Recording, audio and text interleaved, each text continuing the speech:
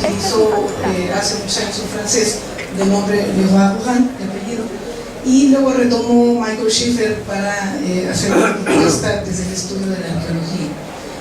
Cada uno de estos procesos de obtención de los recursos de la pesca, la caza y la recolección están atravesados, perdón por el uso de esta palabra, atravesados por la elaboración de todas las herramientas que están vinculadas con cada uno de los procesos. Ahorita voy a explicar esto un poquito más adelante. Y estas herramientas también llevan este proceso de obtención de materia prima, la manufactura, su uso, el mantenimiento, el desecho, ¿no? Y lo mismo para la obtención que para la preparación. Y estas, a su vez, o sea, tanto los recursos como las herramientas que se utilizan para su obtención, están cruzadas por estos ejes, ¿no? Uno es el eje temporal, o sea, todo esto ahorita se los voy a mostrar con imágenes para la claridad. Este es el tiempo, este es el lugar donde se llevan a cabo, digamos el espacio, y este sería la organización social.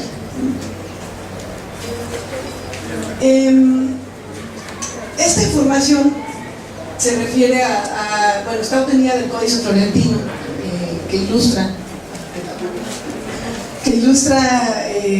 muy bien algunos de los recursos que existían en el periodo colonial temprano, estamos hablando todavía del siglo XVI, y esta información fue la que nosotros, o sea, la que está en verde, la que nosotros pudimos obtener preguntando, haciendo etnografía con la gente que todavía llevaba a cabo este modo de vida. Esta es la manera en cómo nombraban los informantes a cierto tipo de pescados, a cierto tipo de patos y a varias de las plantas que todavía se podían obtener, las comestibles, las que se utilizaban para forraje y algunas como esta, el tule. Ahorita en uno de los mapas que mostró la doctora Rojas se veían que había estos tules. Bueno, los tules eran una materia prima para la producción de un sinfín de objetos muy funcionales en el seno de la vida cotidiana. En relación con los recursos de la pesca, estas son la manera en que se organizaban para poder acceder a ellos, ¿no? Básicamente de manera individual y de manera colectiva. Estas ilustran algunas de estas técnicas. Este es boteando la plancha, este es pescando con canoa, esto se llama pescar rebotando en las zanjas, y había otras. Estas nada más es para ilustrar la manera en cómo se obtenían los pescados, los acosibles, pescados acosibles sobre todo. En relación con la caza, estas son también esta es la manera la técnica que se utilizaba, que también podían ser individuales o colectivas, para acceder al recurso de los, sobre todo, patos estacionales, quiere decir que lo llegaban sobre todo a fin de año, y patos perennes, ¿no? los que anidaban ahí en este entorno ambiental. La recolección, pues esta es la manera de organizarse, ¿no? Fundamentalmente se obtenía estos recursos a mano, con cazador, con otras herramientas. Este es el otro eje, el eje del espacio, ¿no? En dónde se obtenían los recursos, cómo se llegaba a obtenerlos propiamente. Nosotros encontramos que había estas zonas en la región de las ciénegas del Alto Lerma, y estos son los recursos que principalmente se accedían, se obtenían. Esta soy yo, en mis épocas de jovencito. Había que poner goles. Fue mi época de joven inquieto. Son las planchas. Me regreso un tantito. Esta es la zona de agua con corriente. Esta es la zona de planchas. Aquí se ve más claramente. Las planchas son suelo flotante, suelo que se va haciendo a partir de los tules y de lodo, que hacen como manchones, hagan de cuenta así como tremendos manchones de lodo, pero que no tienen, como están sobre el agua, no tienen una raíz que los mantenga firmes, sino que se mueven, por eso les llaman planchas. Son suficientemente densos como para aguantar el peso de una vaca. Estoy hablando del presente, pero en realidad tengo que hablar del pasado. Eran suficientemente densos como para aguantar el peso de una vaca o incluso de nosotros, ¿no? Ahí está otra imagen de la plancha, y estos son los canales que había entre los tulares, sobre todo para la obtención de cierto tipo de peces y de los propios tules. Ese era el paisaje que uno podía ver en el Valle de Toluca hasta hace muy poquitos años. En este mapa se ve, para que tengan una idea de la escala de los valles, este es el Valle de México, es un mapa del siglo XVIII. Esta es la Sierra de las Cruces y este es el Valle de Toluca. Esta fue nuestra zona de trabajo, la cuenca del Alto Lerma. Y aquí se ilustra los tipos de lugares que existían de donde la gente obtenía los recursos. El agua corriente, esta es una zona de manantiales que proveían de agua. Aquí nace el río Lerma, de hecho, que proveían al río. Aquí ya después fue canalizado, como bien señalaba la doctora Rojas. La naturaleza no hace este tipo de rectitudes, ¿no? Cuando está así de clarito es porque ya intervino la mano humana. Bueno, ahí está la zona de agua corriente. Esta es la zona de pastizales, tulares. Esta es la zona de aguas profundas.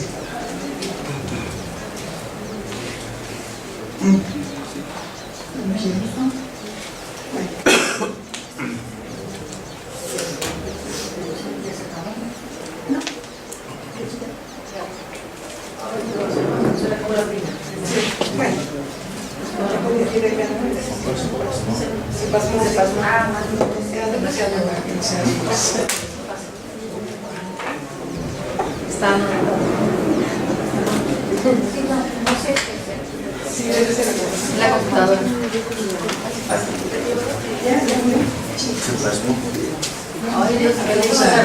Nada, ni para atrás ni para adelante. Chismes. un técnico. Un médico. Un médico. Sí.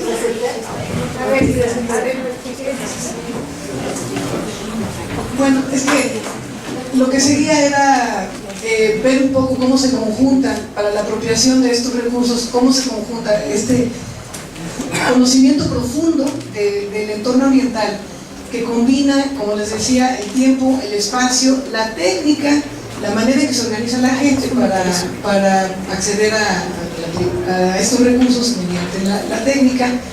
Y les doy algunas imágenes que proponíamos para explicar esta interrelación. Igual me adelanto para dar la conclusión, también un poco en prevención antes de que acabe el tiempo, en lo que se resuelve este asunto, este problema. ¿Cómo se perfila la cultura lacustre, particularmente en términos del entendimiento del territorio?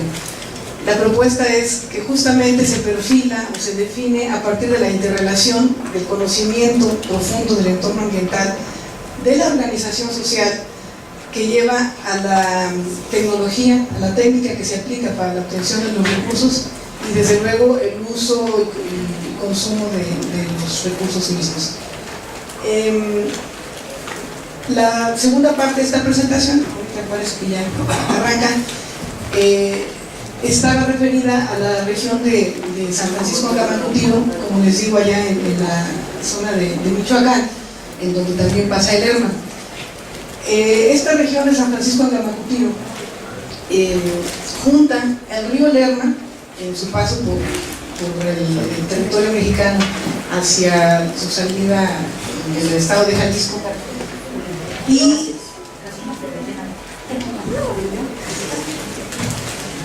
se junta con el río Angulo, que es otro río que se genera por allá por la región de Zacapu, en Michoacán, para quienes hayan ido y conozcan aquella región. Entonces son dos grandes ríos, bueno, sobre todo el Lerma, que tiene un gran afluente, y yo pensé, después me di cuenta equivocadamente, que iba o habría haber generado un modo de vida muy parecido a este que habíamos estudiado en el Valle del Toluca. Ahí las condiciones son diferentes en términos del cuerpo de agua que se genera, y la manera en que se apropia el ambiente por parte de la sociedad es bien diferente.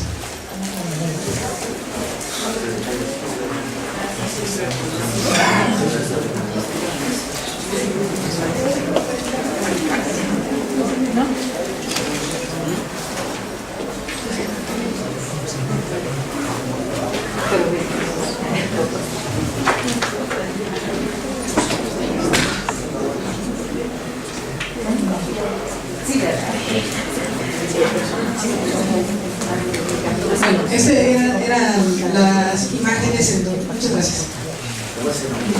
Bueno, sí, aquí es donde intentábamos mostrar el tipo de recurso y el conocimiento del lugar donde se tenía.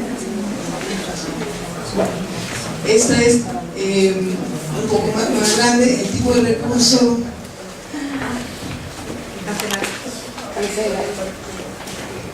Los chaneques, existen los chaneques. El tipo de recurso, el lugar en donde se obtenían y la manera de obtenerlos, y la técnica, ¿no? La aplicación de todos los instrumentos. No, yo no. ¿Sí? ¿Pasar? Los instrumentos de. Los instrumentos para aplicar la tecnología para su obtención. Esta es la parte de Michoacán, este es el mapa general para que ubiquen ustedes dónde estamos. Acá está Jalisco, Michoacán, Guanajuato, la zona de estudio está por aquí. Aquí están. Estos son los pueblos que ya visitamos: Antamacutiro, Ancihuácuaro, Guándaro, y otros que están acá, que inician, está muy chiquito. Bueno, acá están: Ancihuácuaro, Santa Fe del Río, Aramútaro y el Ojo de Agua Caliente. Son localidades muy chiquitas, nada que ver con estas de por acá de los altiplanos. Bueno, acá ahorita voy a mostrarles una foto para que vean cómo se juntan los dos ríos a los que me refería. Sí existe la pesca, pero con técnicas muy individuales, no había nada como la pesca colectiva, como en el caso del Alto Lerma. Aquí había más bien hornazas, que son estos como conos tejidos con carrizo, que son trampas, por cierto, con anzuelo y ocasionalmente con un chinchorro, que es como esta red de voleibol, pero chiquita. Y había bastante poca gente comparado con la que había en el Valle de Toluca, ¿no? Que prácticamente todos los pueblos asentados alrededor de las lagunas del Alto Lerma tenían esta actividad pesquera. Pues acá no, bastante poquito, y básicamente para el consumo familiar. Este es el Lerma, en la región de Antamacutiro. Este es el Angulo, ahí como ven, ahí ya con puertas de control para tener justamente el control de la zona de inundación. Y acá es donde confluyen ambos ríos. La foto de abajo es poco ilustrativa, pero bueno, hacen una corriente de este tipo. Esto fue en época de lluvias. Realmente la corriente ahí es bien peligrosa. O sea, uno no puede cruzar el río a pie, mucho menos en canoa, ¿no? Si te lleva la corriente. El paisaje pues es muy bonito, y es este tipo de lugares en donde tú puedes literalmente oír el agua a una buena distancia. Entonces, ¿cómo se utilizaba esta agua? La confluencia de los dos ríos, ¿qué utilidad tenía? Pues fundamentalmente las labores del campo. También hubo haciendas pequeñas, realmente eran ranchos grandes, pero la gente le llama haciendas. Y después de la repartición de estas tierras, de los ranchos y de las haciendas en ejidos, a partir de la reforma agraria, proliferaron los huerteros, ¿no? Que eran pequeñas extensiones de tierra en donde sembraban sobre todo hortalizas. Y esto generó un comercio de frutas y verduras muy conveniente. Esta es una de las trojes que todavía queda en pie de esta localidad, que justamente lleva el nombre de El Troje. Y vean ustedes esta imagen de acá, donde la mitad del troje fue ocupada para la construcción del pequeño templo de la localidad. El conocimiento, bueno, esto es parte de la vegetación en donde la gente echaba mano para su uso. Los nopales abundan en esta región, algunos se consumen, como en el caso del nopal blanco y el soconosqui, y el doradilla menos, se usa para cercas. Gracias.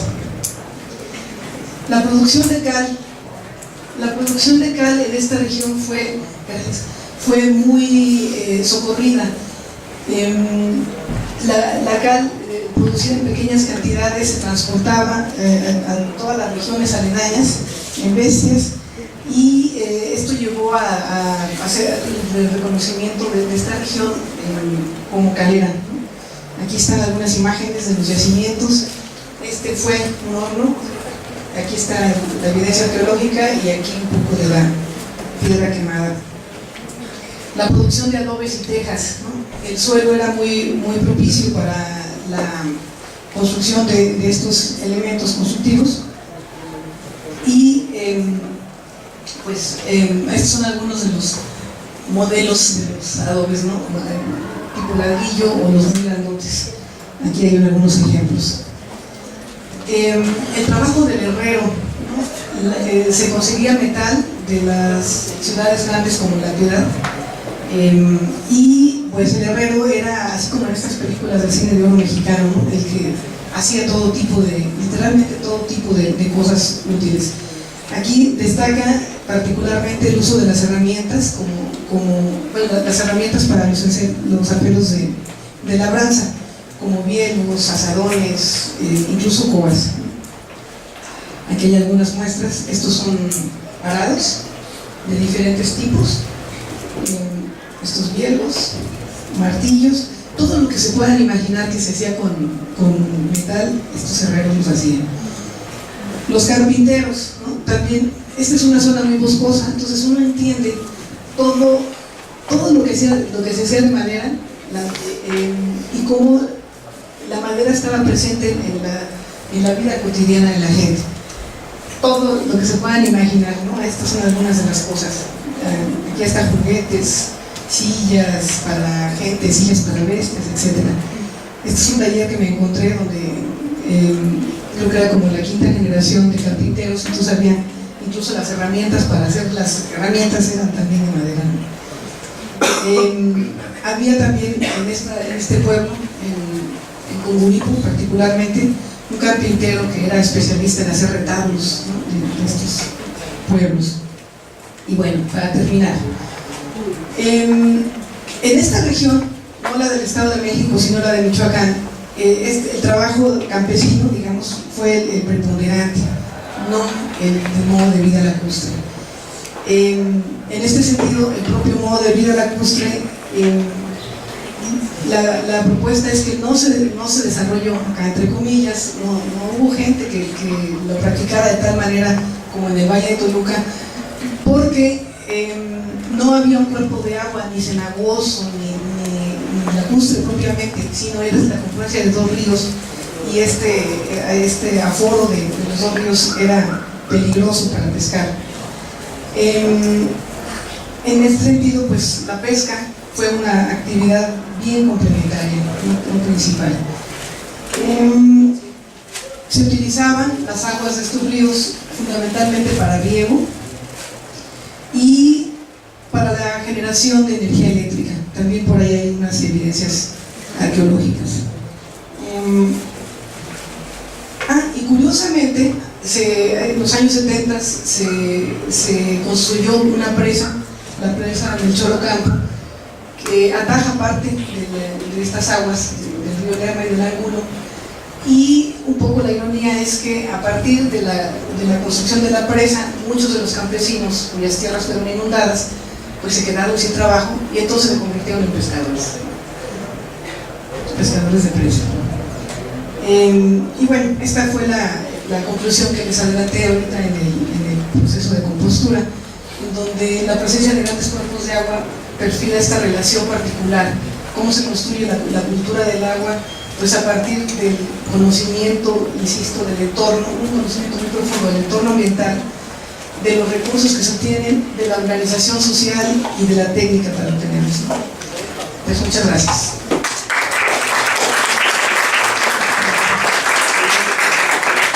Bueno, muchas gracias a la doctora Magdalena por su presentación. Entonces, damos paso a preguntas para los ponentes y para la ponencia de la doctora. Si existen preguntas, si hay preguntas de parte del público. Todo quedó muy claro. Oh. Doctora. Gracias. Bueno, una pregunta para la mesa en general. A veces cuando uno ve, digamos, este tipo de presentaciones, surge un poco la inquietud y el sentido de pérdida. Hay pareciera ser una enemistad entre el desarrollo modernizador y el agua. Hay, digamos, como sistemáticamente pérdida de canales, de ríos, de paisajes, y bueno, lo asociaba también a un artículo que leí hace poco en, creo que Arqueología Mexicana, de cómo en la Ciudad de México se ha tirado asfalto sobre todo lo que eran los ríos, ¿no? Entonces, ¿cuál es la opinión de los ponentes, un poco la manera en que esto puede ser también una forma de concientizar, de visibilizar, o qué iniciativas concretas hay para recuperar una nueva manera, digamos, de acercarse a esto, no solamente como un recuerdo, digamos, de un pasado glorioso, sino como, porque también creo que es una alternativa frente a problemas ambientales y frente a problemas de cambio, ¿no?, climático, etcétera. Gracias. No sé si quieres contestar tú. ¿Qué más preguntas? Bueno, preguntábamos si habían específicas para la doctora Magda, pero no, entonces aquí nos ofreció una general, entonces le dimos lugar a eso. ¿Quieres contestar tú? Bueno, yo creo que este es un fenómeno que inició hace 5 siglos con las ideas del Renacimiento, la idea del progreso y esta idea lineal de un avance supuestamente superior, que todo lo que no coincidía con las formas de pensar europeo tenía que destruirse, ¿no? Y lo que ha sucedido es que a partir del siglo XIX, con los avances de la revolución industrial, pues esta idea de progreso, del positivismo, etcétera, etcétera, pues ha heredado pues la destrucción del medio ambiente en general, ¿no? Digo, creo que eso no lo digo yo únicamente, lo han dicho los especialistas en historia ambiental. Creo que ese es el problema fundamental. Para recuperar es muy difícil, pero creo que el rescate de la vida comunitaria de muchos de los pueblos indígenas podría ayudar en ese sentido a recuperar parte del patrimonio ambiental. Gracias. A mí me parece que todavía, hasta muy al principio del siglo XX, hubo un aprovechamiento del paisaje no necesariamente destructivo. Las técnicas de riego, esto que nos mostró el doctor en su presentación, en donde se ve el acueducto, se ven canales, a mí me recuerda mucho al uso propiamente de la apropiación del paisaje, pero el agua no se desperdiciaba, valga la expresión, se volvía a su cauce, y el paisaje tenía otras estructuras, otras arquitecturas, pero en términos generales no había una destrucción tan violenta como la que presenciamos ahora, más bien después de la mitad del siglo XX. En el caso de las regiones en donde yo he tenido oportunidad de trabajar, en el Valle de Toluca, la primera gran y notable destrucción del paisaje y de los modos de vida asociados con este paisaje se llevó a cabo, culminó en los años 70, apenas en los años 70, ¿no? En términos históricos es muy poquito tiempo, y fue para encauzar el agua en la Ciudad de México. Entonces, las enormes lagunas, que era un paisaje parecido a este, de pronto se vio en nada, ¿no? En tierras para la agricultura, y últimamente, pasé apenas en julio por ahí, eso sí ya no tiene nada que ver con un paisaje lacustre, absolutamente nada, ¿no? Como la propia Ciudad de México, que ya no tiene nada que ver con un paisaje lacustre más que el recuerdo. Y ahora con la construcción del nuevo aeropuerto, quién sabe si lo que quedaba de Texcoco sobreviva. En el caso de Michoacán, todavía no ha caído la gracia o la desgracia del desarrollo, entre comillas, y la gente tiene una manera de vivir muy parecida, con mucha pervivencia cultural, ¿no?, de sus actividades anteriores. Pero la gente también aspira a una calidad de vida que está asociada con mejores casas y con otro tipo de condiciones, ¿no?, con el uso de vehículos, que además dan estatus social y otro tipo de cosas. Pero cuando menos en esta región, en donde, bueno, la historia es antigua, hubo una encomienda, la modernidad ya llegó, digamos, hay calles asfaltadas, hay todo. Todavía hay como mucho respeto por el entorno ambiental, porque la gente vive aún del entorno ambiental. Dicho sea de paso, la gente que vive, porque la mitad de la población ya está migrando en Estados Unidos, ¿no? Entonces, para resumir, pienso que son las condiciones económicas muy brutales a las que los investigadores sociales no tenemos mucha manera de ponernos, pero sí, como es algo que estoy trabajando ahora mismo, como una responsabilidad de reconstruir estos canales de comunicación intergeneracionales para enseñarles que el uso del paisaje, el respeto del paisaje en el que uno vive, sí es responsabilidad de nosotros, ¿no?, como investigadores sociales. Bueno, gracias. No sé si la doctora Teresa tiene algo que decir a la pregunta de la doctora aquí, ¿no? Bueno, listo. Entonces, ¿hay alguna otra pregunta?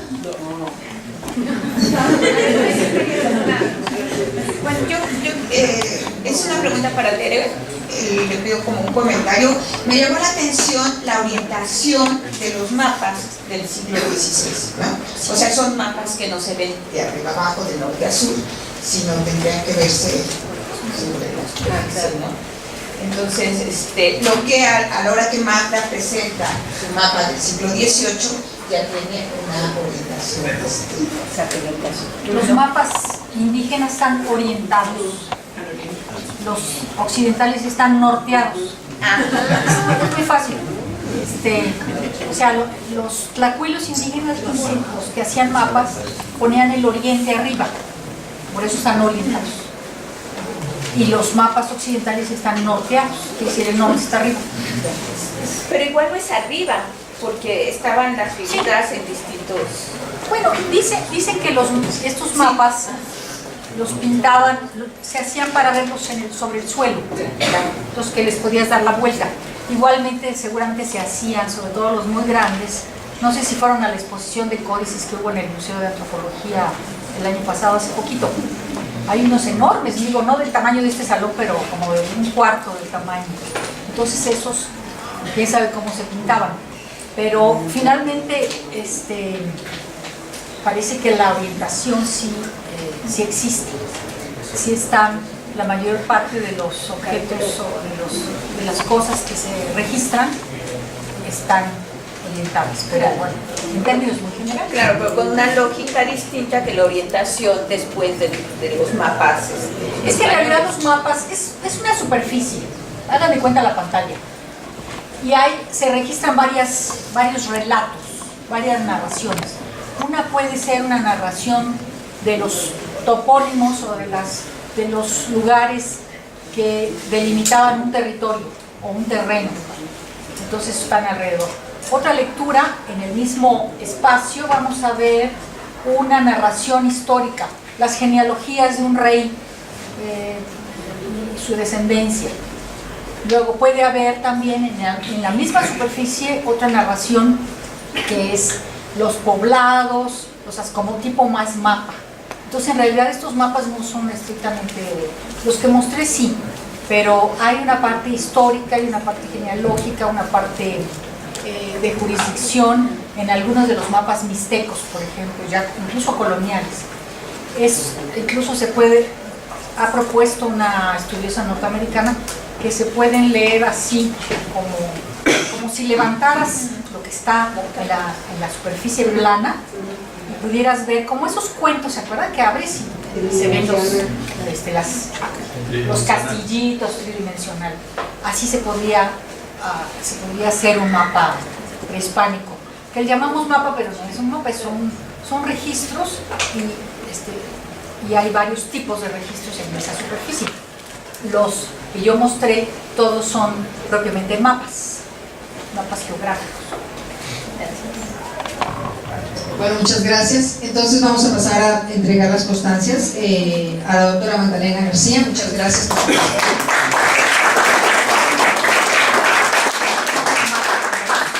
A la doctora Teresa Rojas. Gracias. Y al doctor Jaime García. Vamos un poco atrasados en el tiempo, no queremos corretear las ponencias ni la discusión. Yo espero que estemos participando en la discusión constantemente. Entonces vamos a recortar un poco, que es el tiempo de descanso. Entonces, por favor, vamos a sacar también la mesa del café y vamos a hacer algunos cambios. Entonces, en lo que duran esos cambios, y regresamos con la siguiente mesa.